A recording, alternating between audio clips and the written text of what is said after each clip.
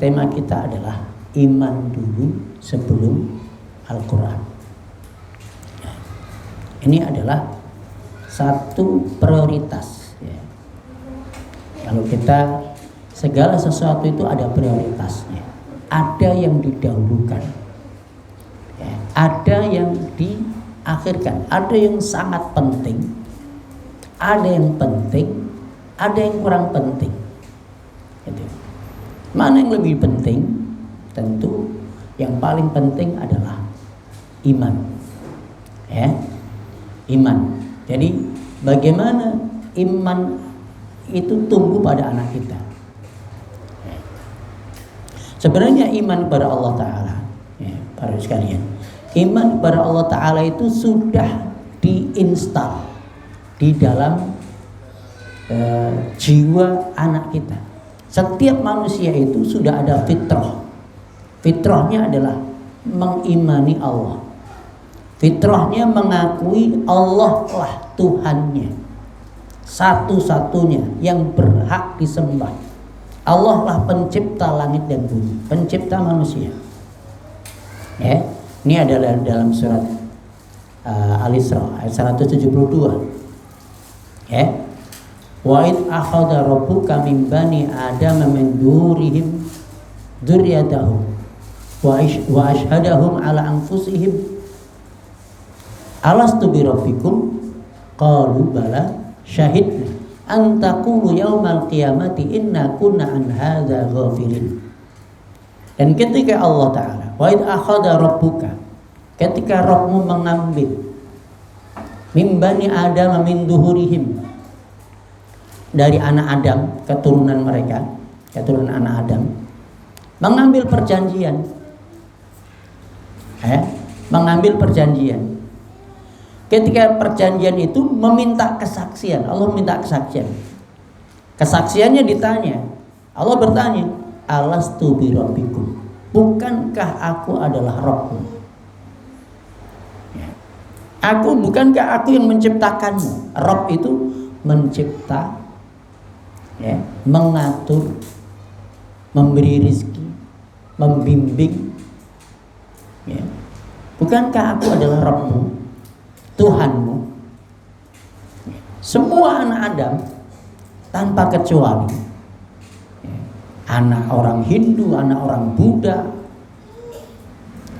orang ateis pun, semua mengakui bala syahidna, benar ya Allah, kami jadi saksi, Engkaulah Rabb kami. Ini jadi jiwa manusia itu, rohnya sudah mengakui. Maknanya apa? Ini sudah terinstal. Ibaratnya kalau kita beli HP, sudah ada aplikasi tauhid, itu sudah ada. Aplikasi iman itu sudah ada. Cuman kalau aplikasi itu nggak pernah diklik, nggak pernah dipakai, nggak pernah disentuh, ya adanya seperti nggak ada. Kalah dengan aplikasi yang lain. Ada muncul, dia download aplikasi baru, aplikasi ateis, aplikasi komunis, aplikasi Hindu, aplikasi Buddha. Dia yang sering diklik. Aplikasi tauhid tadi enggak berfungsi, adanya seperti tidak ada.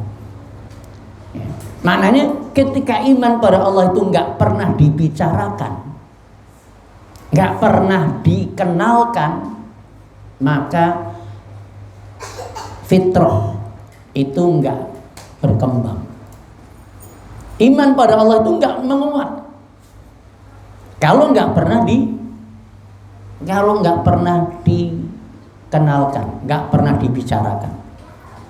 Ibaratnya tadi, aplikasi itu nggak pernah dipakai, nggak pernah diklik, nggak pernah dipakai, nggak pernah dibicarakan, maka adanya seperti tidak ada.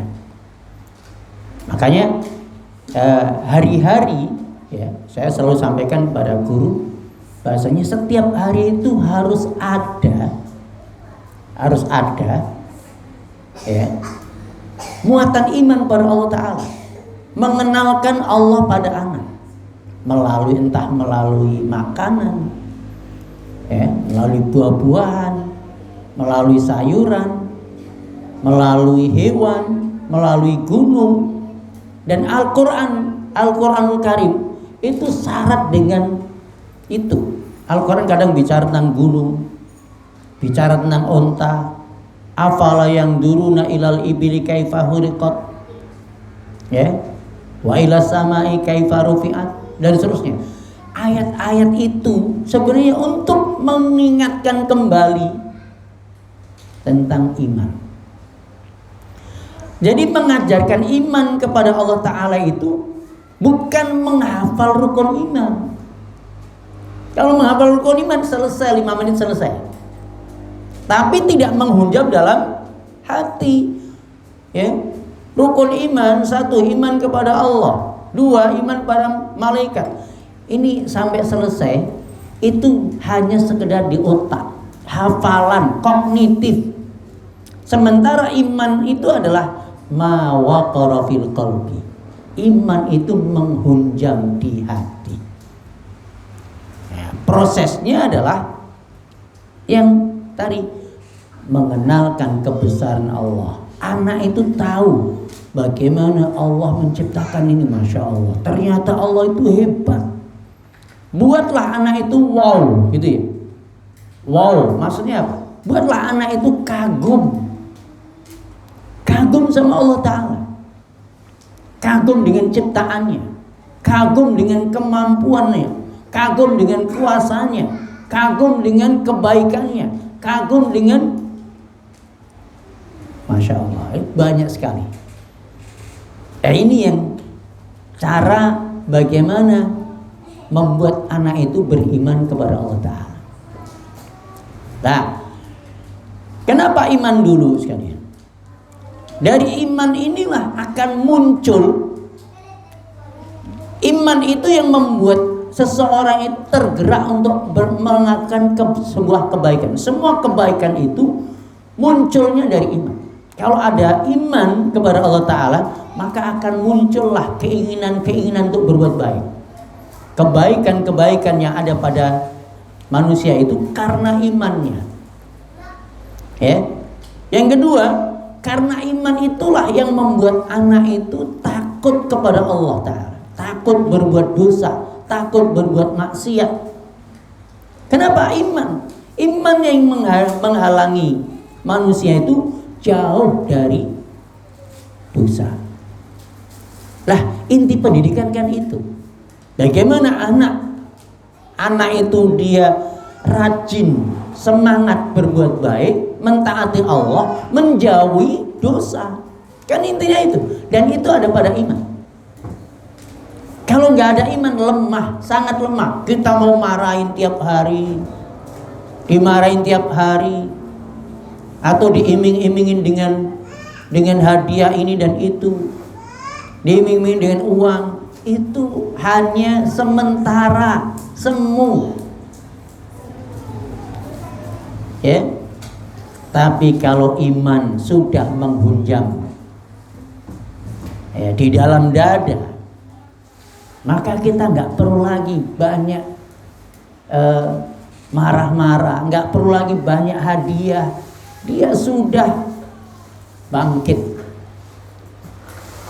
Begitu azan, dia dengar azan, dia sholat, dia ambil wudhu, dia sholat. Kenapa begitu? Karena dia tahu, dia mengimani, ya. Karena imannya, bahasanya dengan sholat 5 waktu, sholat itu amal yang paling Allah cintai. Imannya kepada Allah itu membuat dia itu bangkit melakukan ketaatan-ketaatan, ya. Makanya prioritas pendidikan itu awalnya adalah imankan. Buatlah anak kita itu beriman, ya. Imankan. Sebagaimana Jundub bin Abdullah itu menjadi saksi bagaimana Rasulullah SAW itu memberikan prioritas yang pertama dan utama dalam mendidik anak dari iman dulu, bukan dari Al-Quran ternyata. Iman dulu sebelum Al-Quran. Ya. Sebagaimana hadis An Jundub bin Abdullah radhiyallahu anhu. Qala, beliau mengatakan kunna ma'an Nabi sallallahu alaihi wasallam. Dulu kami bersama Nabi sallallahu alaihi wasallam. Wa nahnu fityanu hazawirah. Dulu kami ketika bersama Nabi masih fitnan hazawirah itu adalah menjelang balik, anak-anak menjelang balik. Pemuda tanggung gitu ya. Anak-anak menjelang balik. Kalau balik itu 15 tahun kurang lebih ya 12 tahun, 10 sampai 11 12 menjelang balik. Tapi belum balik. Ya. Jundub bin mengatakan dulu kami bersama Nabi, kami menjelang balik. Ya. Fata'allamnal iman, maka kami belajar Al-Qur'an, kami belajar iman qabla an nata'allam Al-Qur'an. Sebelum kami belajar Al-Qur'an. Kami belajar iman sebelum kami belajar Al-Qur'an. Ya. Jadi Nabi mengajarkan iman dulu. Mengajarkan mengenal Allah, mengenalkan Allah, haknya Allah, kuasanya Allah, kebesaran Allah. Summa nata'allaman Al-Qur'an. Kemudian kami baru belajar Al-Qur'an. Kata-kata summa di sini berarti ada tartib urutan. Ada urutan. Ya. Setelah iman baru belajar Al-Qur'an. Summa nata'allamnal Qur'an fasdadna bihi imanan. Maka setelah kami belajar Al-Qur'an, bertambah kuatlah iman kami. Bertambah iman kami. Imannya tambah ya. Bertambah kenapa? Karena ayat-ayat Al-Qur'an itu yang memperkokoh imannya. Nah, ini hadis riwayat Ibnu Majah dalam Sahih Sunan Ibnu Majah. Ya. Disayang oleh Syekh Albani. Di sini para Bapak dan Ibu sekalian, perlu kita pahami bahwa Al-Qur'an yang dipelajari ya, itu ketika sudah tumbuh iman ya, itu akan menyuburkan imannya. Lah, yang jadi masalah sekarang ini di kita, ya, di negeri kita. Kalau ini kita bicara tentang Jundub dulu ya, Jundub bin Abdullah dulu. Para sahabat ini, sahabat muda ini. Sahabat muda ini, dia yang pertama, dia memang orang Arab. Bahasanya bahasa Arab. Al-Quran dengan bahasa mereka. Al-Quran dengan bahasa mereka. Lah, Nabi mengajarkan iman dulu, menguatkan, mengokohkan, menumbuhkan imannya dulu. Imannya ditumbuhkan dulu. Mencintai Allah, mengagumi Allah. Itu tugas kita. Anak usia dini itu bagaimana anak-anak kita itu kagum sama Allah, mengagumi Allah, ya, mencintai Allah. Sampai kalau udah kagum dengan kuasanya Allah, kagum dengan kebaikan Allah, akhirnya dia cinta kepada Allah Ta'ala. Nah, ini yang kita harapkan, ya. Tumbuhnya kekaguman, akhirnya pengagungan, akhirnya memuji Allah. Ya, seseorang memuji itu karena apa? Ada kekaguman, ada penghormatan. Ya. Seseorang mencintai Allah. Kenapa mencintainya? Karena Allah. Dia mengetahui kebaikan Allah. Maka tugas kita adalah, tugas guru, tugas orang tua itu adalah mengenalkan Allah pada anak, mengenalkan kuasanya Allah, kebesaran Allah tadi, ya, kebesaran Allah yang ada pada gunung, pada hewan, pada ayam, pada lele, pada sayur, pada apa saja, pada manusia, pada semua makhluk. Bagaimana kita bisa membuat anak itu kagum sama Allah Ta'ala melalui makhluk-makhluknya Allah Ta'ala. Kemudian mengagumi kebaikan-kebaikan Allah. Allah sudah baik sama kita. Apa kebaikan Allah yang dirasakan sama anak? Udara, misalnya udara. Biasanya akan tahu nikmatnya udara kalau apa? Sesak napas, ya kan? Coba disekap pakai, jangan pakai, kalau masker kan ini, tapi pakai kain. Coba ya, sanggup berapa lama dia? Mau mati. Kalau nggak ada udara, ternyata sesak napas, nggak ada yang dihirup, seperti orang yang disekap. Maka nikmat udara itu nikmat yang luar biasa. Itu kebaikan Allah. Allah sudah baik. Setiap detik kita menghirup udara dengan bebas, lega, tanpa rasa sesak, nggak diminta bayaran sama Allah Ta'ala.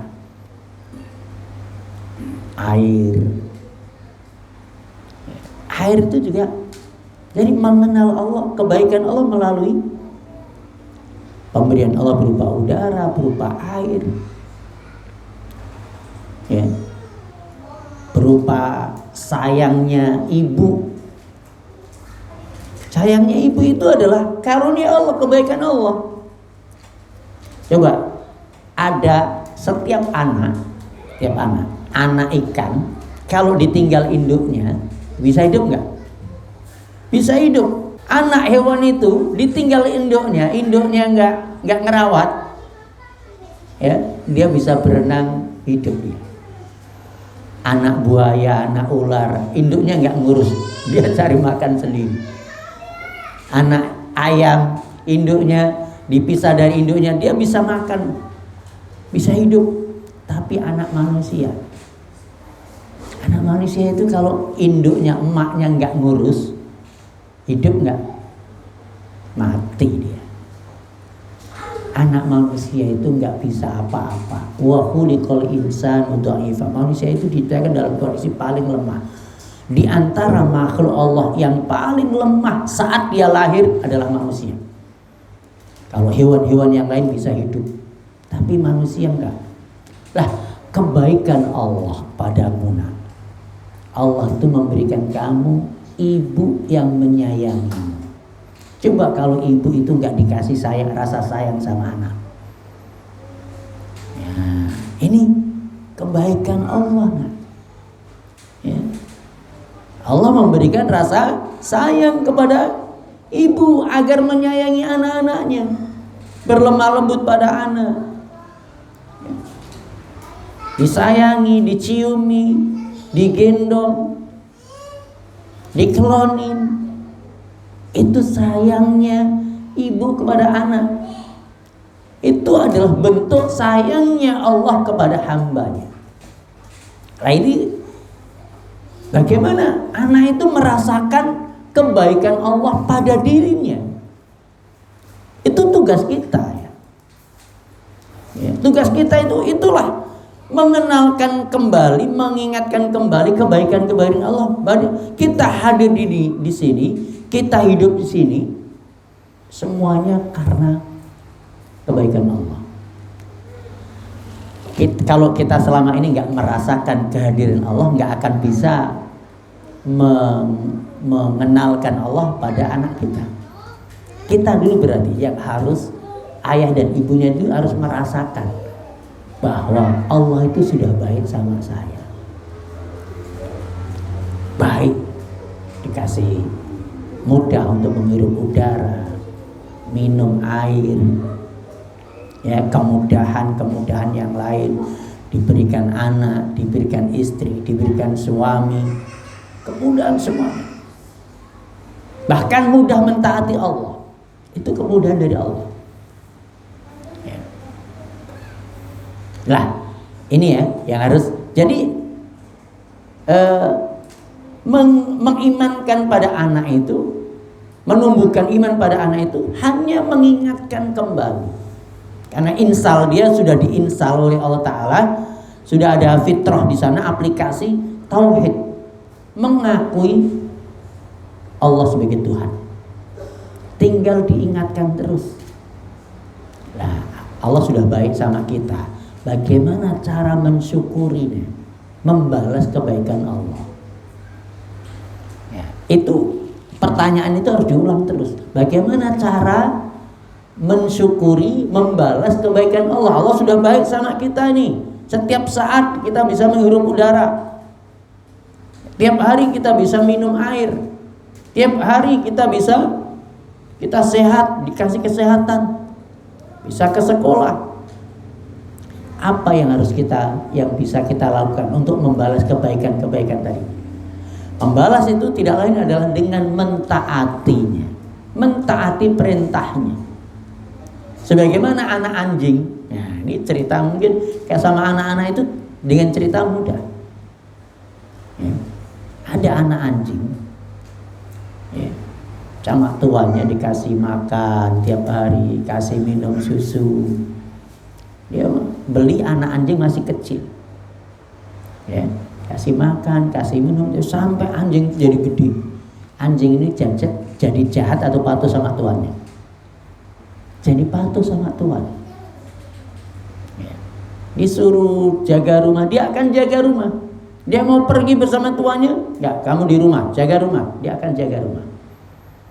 Itu anjing, patuh sama tuan. Kenapa patuh sama tuannya? Karena dia sudah tahu menangkap kebaikan tuannya kepada dirinya.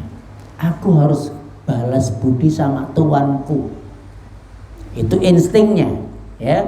Instingnya anjing itu, ya, berbicara bahasanya tuanku sudah baik sama aku harus mentaati tuanku. Nah, ini harus kita sampaikan kepada anak. Tuhanmu, Allah itu sudah baik sama kita, kita harus mentaati Allah. Itu loh yang harus selalu diingat. Kita harus mentaati Allah. Itu cara bersyukur kepada Allah dengan segala kebaikan yang sudah diberikan, itu dengan mentaati Allah. Terus inilah yang selalu kita ingat. Ya. Selalu diingatkan. Ketika itulah anak akan mudah mentaati Allah. Kalau sudah selalu tiap hari, ya, kita tanya bagaimana cara membalas kebaikan Allah, dia akan dengan mentaati Allah terus, sehingga otaknya itu sudah terbentuk blueprint dan ini akan mengunjam di dalam hati. Bahasanya sudah masuk di alam bawah sadar, kalau istilah istilah ilmu tentang otak itu, ya. Jadi akhirnya menjadi sebuah kesadaran, aku harus mentaati Allah, menjalankan perintah. Begitu ada azan, itu perintah Allah untuk sholat. Nah, ini akan mudah, anak akan mudah diajak sholat setelah selalu cerita tentang nikmat yang Allah berikan, selalu cerita tentang kebaikan yang Allah sudah berikan. Nah, ini jadi iman pada Allah itu adalah dengan mengenalkan nikmat kebaikan, bukan sekedar menghafal rukun iman. Namanya menghafal itu apa tadi? Hanya di otak. Iman itu bukan di otak. Iman itu menghunjam di hati. Ma waqara fil qalbi, yang menggerakkan dia untuk berbuat baik, yang menahan dia dari perbuatan dosa. Itulah iman. Itu. Ini jadi jangan salah bahasanya, setelah dia hafal rukun iman kok belum tumbuh kesadaran untuk berbuat baik, ya. Dia udah hafal rukun iman. Ya, rukun iman itu sekedar hafal di otak. Ya. Iman itu bukan di otak, bukan di akal. Iman itu di hati. At-taqwa hahuna, kata Rasulullah. Takwa itu di sini, di dada. Wa yusiru ila sadri salat amarat. Rasulullah mengisyaratkan dengan 3 kali. At-taqwa hauna. Takwa itu di sini, di dada, di hati. Nah ini. Jadi bukan di sini. Ya. Maka saya pun heran dengan sekolah-sekolah Islam. Bagaimana menumbuhkan iman itu masih belum. Baru sekedar otaknya yang diasah. Ngapal Quran, ya. Ngapal apalagi hadis tentang iman itu di sini. Ya, belum. Ya. Tapi ketika pembelajarannya seperti tadi, mengenalkan Allah melalui gunung, melalui semua akhlak, melalui tentang makhluk tadi. Sebagaimana kita belajar tentang usul salasa, bima arafta rabbaka, dengan apa engkau mengenal Rabbmu? Bi ayatihi wa makhluqatihi, dengan ayat-ayatnya dan makhluk-makhluknya. Sementara dia menghafal hadis, menghafal Quran tadi Arab, bahasa Arab, dia nggak paham juga. Udah hafalannya banyak, tapi perilakunya kok kayak itu ya. Udah hafal banyak, tapi sholatnya susah. Kenapa? Nggak ada korelasinya, nggak nyambung. Antara harapan bahasanya agar anak itu dia sadar sholat, sadar mentaati Allah, dengan ngapal Quran nggak nyambung. Kenapa? Al-Quran bukan bahasa kita, bahasa Arab.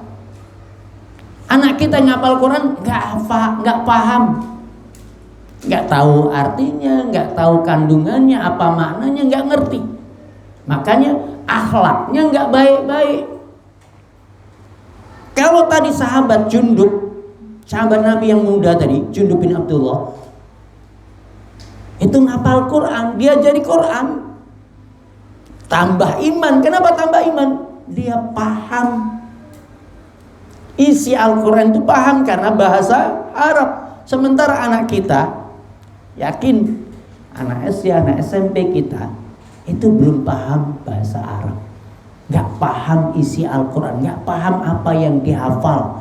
Makanya jangan menuntut dia akhlaknya baik, apalagi sadar untuk sholat sendiri, gak bisa. Itu harus dengan tadi menumbuhkan iman, mengenalkan Allah itu harus intens. Iman dulu. Maka iman ini jauh lebih darurat, lebih penting daripada ngapal Quran. Ya, menumbuhkan iman itu jauh lebih penting, lebih darurat daripada ngapal Quran. Makanya mungkin kalau anak-anak kita masih belum tergerak untuk merubah sikapnya, itu harus kembali pada iman lagi. Kembalikan pada iman. Allah itu melihat apa yang kita lakukan. Allah melihat apa yang kita lakukan. Wallahu syahidun ala ma ta'malun. Allah menyaksikan apa yang kamu lakukan. Allah mendengar apa yang kamu katakan. Agar dia berbicara hati-hati. Kenapa? Allah mendengar. Lah ujungnya itu ini. Ketika nanti dia selalu kagum sama Allah, mencintai Allah, takut sama Allah, karena Allah selalu mendengar, Allah selalu melihat, Allah tahu apa yang di dalam hati. Agar dia takut pada Allah kalau punya rencana-rencana jahat. Wallahu alimum bidzati sudur. Allah tahu apa yang di dalam hati. Lah ini jauh lebih darurat daripada ngapal Quran. Ini lebih darurat daripada ngapal Quran.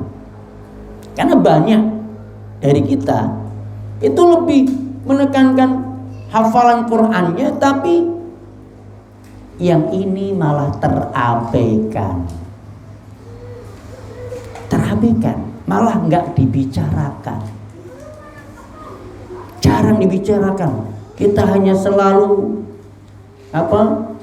menuntut anak untuk ngapal terus, ngapal Quran terus, tapi lupa ini jauh lebih darurat. Karena nanti yang membuat anak kita akhlaknya baik, takut sama Allah, takut berbuat dosa, terkendali lisannya, itu karena imannya, bukan hafalan Qurannya. Ya.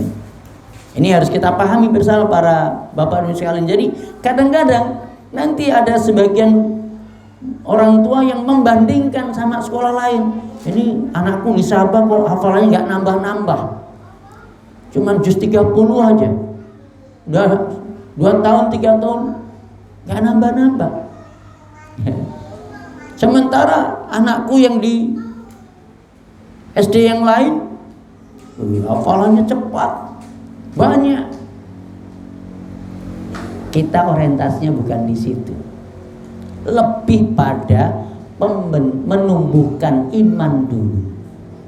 Iman baru kemudian adab, ya. Baru kemudian pinter. Pinter itu apa? Pinter itu nanti hafalan Qurannya itu pinter, membaca, menulis, ya, keterampilannya, skillnya itu pinter. Pinter itu nomor 3. Pendidikan itu pinter itu nomor 3. Jangan salah, kalau orang tua masih ngapain nyekolahin anak supaya pinter, salah. Ya. Nabi dan Rasul itu diutus bukan untuk minterkan anak, tapi untuk apa? Untuk mengakhlakkan anak, mengadabkan manusia. Innama bu'istu liutamima makarimal akhlak. Aku diutus untuk menyempurnakan akhlak, untuk merubah yang syirik jadi tauhid, yang kafir jadi apa? Jadi mukmin, beriman. Yang sombong jadi tawadhu. Terus adapun pinter itu tergantung dari kemampuan. Kemampuan orang beda-beda, kemampuan anak beda-beda. Ya.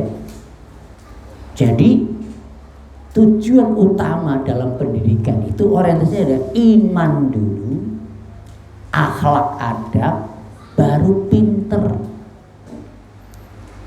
Maka kalau ada anak umur 7 tahun belum bisa baca tulis, kalau saya masih santai. Jangan panik Bapak Ibu sekalian, jangan panik. Anak umur 7 tahun belum bisa baca tulis, belum mau diajari, gak ada masalah. Ada satu masa nanti. Tapi biasanya umur 7 tahun biasanya sudah mudah diajari. Biasanya udah mudah diajari. Ya. Tapi seandainya masih belum diajari, belum bisa, belum mau, itu masih aman. Nabi aja nggak bisa baca tulis kok. Nabi itu nggak bisa baca tulis. Ya. Tapi apa? Menjadi orang terbaik. Menjadi orang terbaik. Sayyidul Anbiya wal Mursalin, pemimpin Nabi dan Rasul. Dan perlu kita renungkan bersama, kenapa Allah memilih Nabi dan Rasul yang terakhir penutupnya dari orang yang nggak bisa baca dan tulis? Kenapa nggak memilih dari penyair? Padahal banyak penyair zaman itu. Kenapa nggak memilih penyair itu pinter nulis bahkan bersastra? Kenapa nggak mereka yang dipilih oleh Allah Ta'ala? Kenapa yang dipilih malah yang nggak bisa baca tulis? Rasulullah SAW. Ini menunjukkan ya, bahwasanya pendidikan itu orientasinya bukan baca tulis. Pendidikan orientasinya bukan minterke, gitu ya. Bukan mengasah otak. Pendidikan itu adalah mengasah hati. Tazkiyatun nufus dulu. Pembersihan jiwa. Ya. Dari sombong jadi tawadhu tadi. Dari syirik jadi tauhid. Makanya Nabi itu misinya apa? Yatlu alaihim ayatihi membacakan ayat-ayatnya yang didapatkan dari Jibril, dibacakan ulang. Ya. Yang kedua apa? Wa yuzakkihim, membersihkan jiwa mereka. Pembersihan jiwa, pembersihan hati, itu proses adab. Proses mengadabkan itu membersihkan hati. Ya. Maka guru-guru itu ketika membersihkan hati, itu lihatlah anak yang kadang dia makan 2 tangannya udah pegang, ya, pegang, mulutnya penuh, tangannya udah pegang, ini mau pegang lagi. Ini apa ini? Hatinya berarti rakus. Ini harus kasih tahu. Nah, rakus itu jelek. Ya, kasih tahu, nggak boleh ini tamak, ini rakus. Inilah pembersihan jiwa. Dia suka merebut punya orang, punya mainan diambil. Ini rakus, tamak, masih egois. Kasih tahu, ini pembersihan jiwa. Hatinya yang harus disentuh. Makanya biasanya anak itu hanya bisa mau menerima ketika kepada guru yang bisa ngambil hatinya. Dia sama guru yang selalu bisa ngambil hati anak, dia akan nurut. Itulah hati. Dari hati akhirnya pesan-pesan yang disampaikan akan diterima. Kenapa? Ustadz yang bersangkutan atau guru yang bersangkutan sudah di hatinya. Tapi kalau guru atau orang tua nggak bisa ngambil hati anak, bisanya hanya memaksakan. Ya, memaksa itu akhirnya dia ngancam, pokoknya gitu ya. Pokoknya kamu harus patuh sama ayah, kamu harus patuh sama ibu. Mau jadi apa kalau kamu nggak patuh sama ayah sama ibu? Nggak bisa menjelaskan kenapa harus melakukan, harus sholat. Nggak bisa menjelaskan kenapa harus baca Quran, kenapa harus, nggak bisa. Pokoknya kamu, kalau ayah bilang kamu suruh belajar, belajar. Kalau ayah bilang kamu ngapal Quran, ngapal Quran. Ini berarti ayah atau ibu yang hanya bisa memaksakan kehendak, hanya ngancam, marah, pokoknya gitu ya. Kalau dalilnya kan pokoknya itu, karena nggak bisa jelasin. Lah ini anak nggak bisa terima, dia melakukan tapi terpaksa. Maka hanya orang tua atau guru yang bisa ngambil hati anak. Maka belajarlah kita jadi orang tua, belajar mengambil hati anak. Nah ini, dengan mengambil hati anak, kalau kita itu sudah di hatinya anak, ya, anak itu udah percaya sama kita, anak itu merasa aman, nyaman bersama kita, maka itu kata kunci, sudah keberhasilan. Kita akan mudah mendidik, mengarahkan, nasihat kita akan diterima. Tapi kalau kita belum di hatinya anak, ya, dalam persepsi anak itu ayah ibu jahat, guru ustadzah itu jahat, galak misalnya.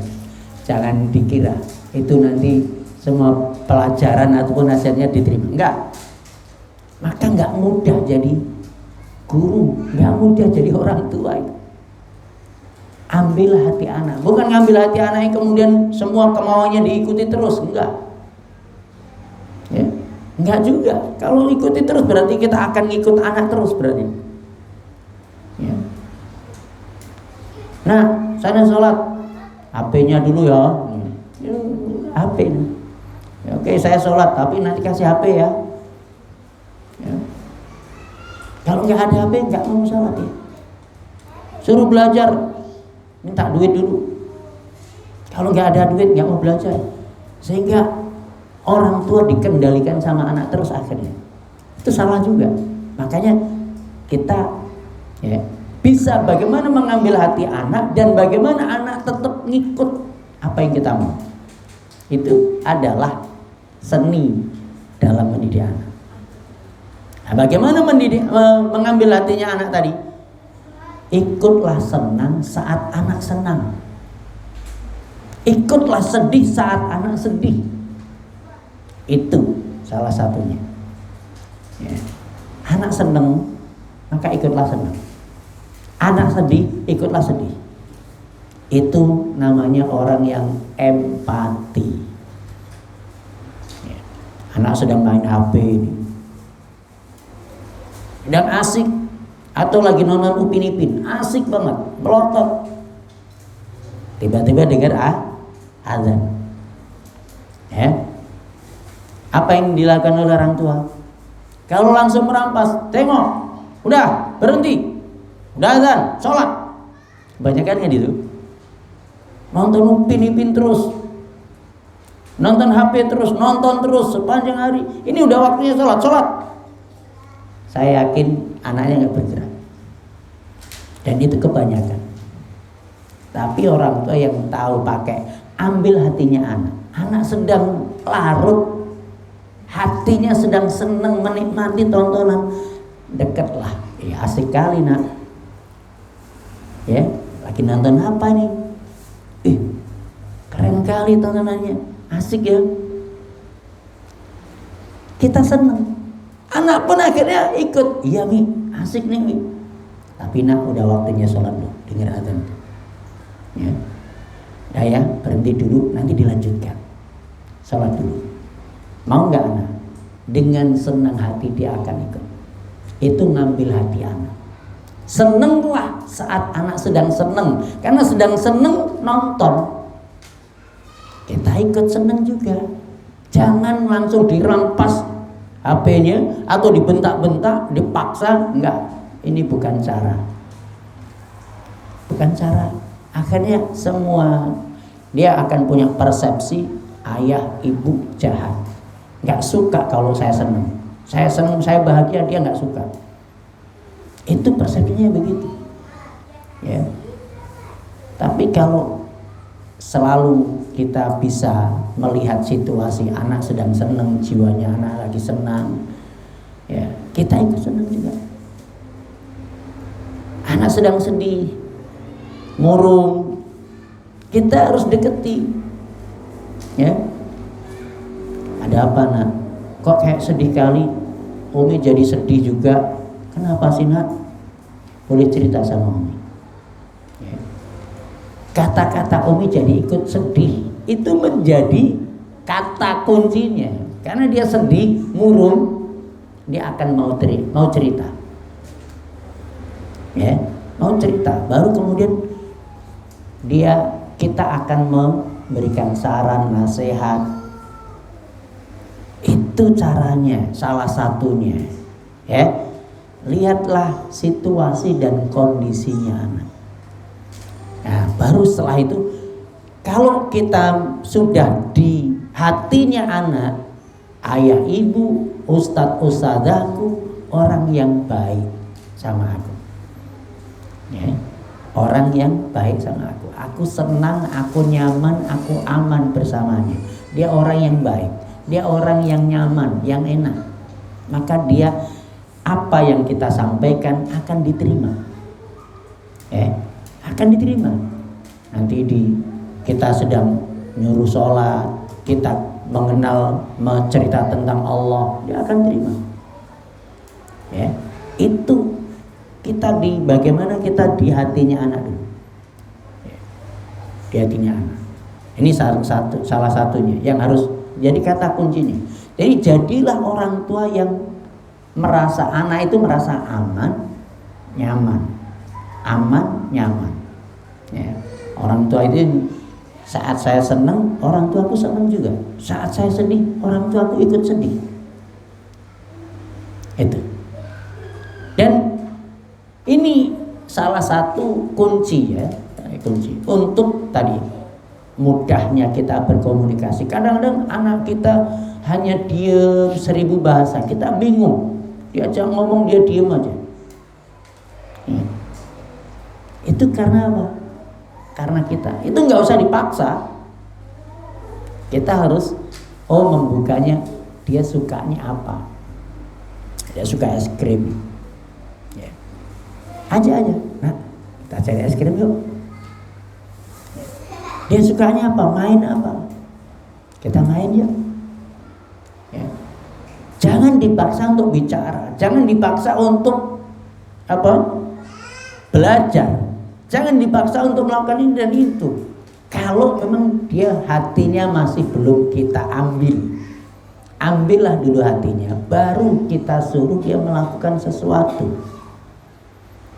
Itu yang harus kita lakukan, sehingga kita nggak selalu jadi orang tua yang hanya bisa marah, memerintah, melarang, mengancam, menghukum, membentak. Ini bukan pendidik. Pendidik itu menjelaskan. Pendidik itu merangkul, membujuk, menjelaskan. Ya, itu ya. Jadi Bapak sekalian, jadi iman itu akan apa yang kita sampaikan kepada anak tentang Allah akan menjadi menghujam dalam hatinya kalau kita menjadi orang yang sudah di dalam hati anak sudah. Itu satu poin yang sangat besar saat kalau kita ayah dan ibunya sudah jadi orang yang di hatinya anak. Tapi kalau belum, itu jadi PR kita. Bagaimana merubah kita? Bukan anaknya yang salah, tapi kita yang harus berubah. Ubahlah perilaku kita, sikap kita, sehingga anak itu merasa aman, nyaman bersama kita.